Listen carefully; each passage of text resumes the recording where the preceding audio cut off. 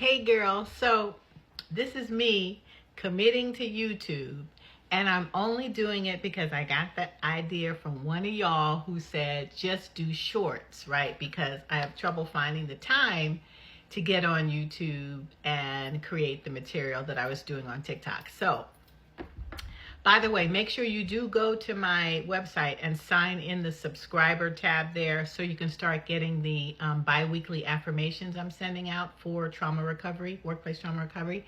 And then so you can sign up to on the October 25th Black Excellence Tribe meeting, which is a free Zoom call for Black excellence around the world, to meet and greet each other and then talk about strategies for survival. And I think I'm going to do it every month. So, okay. So today's really just me asking you how you doing in your workplace. Because once that I've given you the idea about workplace trauma and that microaggressions are indeed trauma and that your Black excellence triggers white mediocrity in the organization, and that's your punishment is comes in the form of microaggressions or other sort of undercover racism.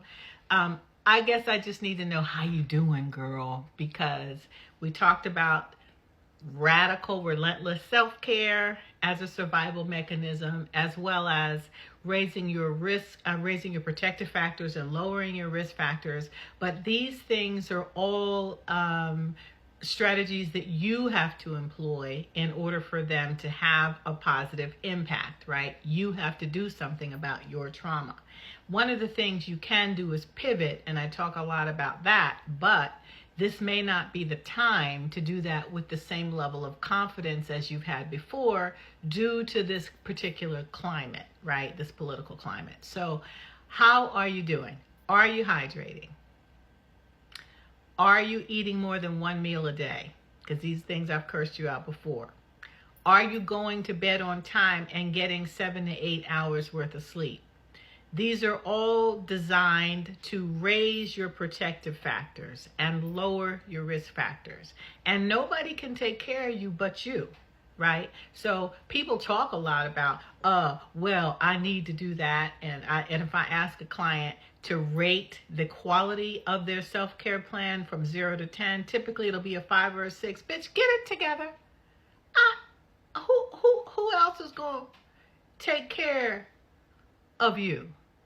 And if you a mom, who gonna take care of your daughter or your son's mother?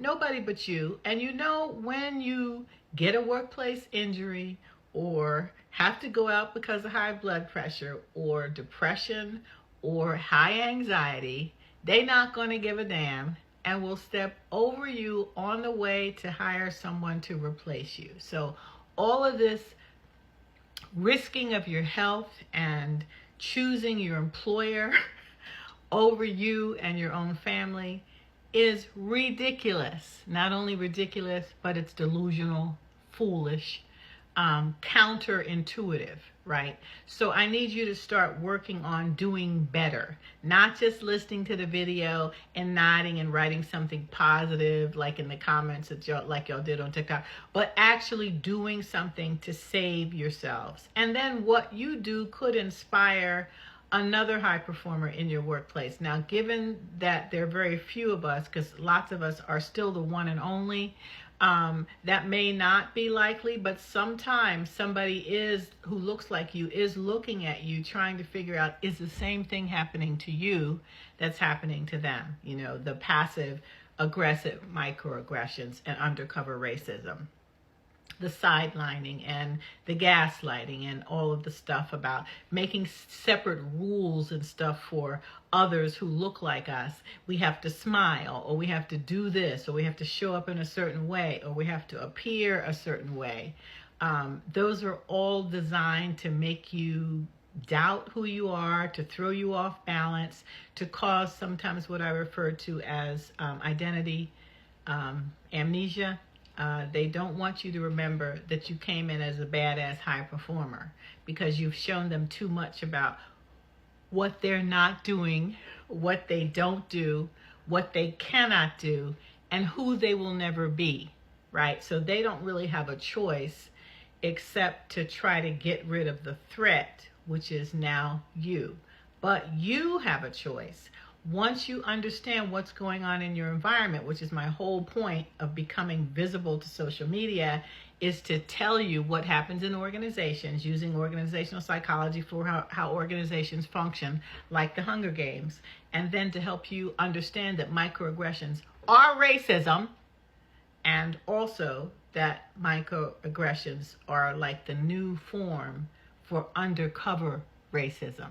Micro and macroaggressions. There are things that they will do to you that they use the structure of the organization to do, like keeping you from attending certain kinds of meetings, or changing your title, or moving you physically from having access to someone who is higher up in the organization. All of these things are also efforts to minimize you, your presence, your availability, your light, the quality level of your performance, because you are too threatening to the mediocre standard that's currently in your organization, girl. So, okay, so this is my first short. I'm hoping that it was helpful. And as a reminder that it's you that has to create a strategic response to your workplace trauma. Ain't nobody, like everything else, ain't nobody coming to rescue you. Ain't nobody coming in to identify that that's what's happening to you. Ain't nobody from HR going to swoop in and save you. None of that's going to happen. You out there by your damn self, like we always are. And so now it's up to us to identify it correctly, to call it out, and to begin to strategize so you can mitigate the impact of them trying to take your black ass out every day. Okay, girl, that's all I got to say for today. I'll see you next time.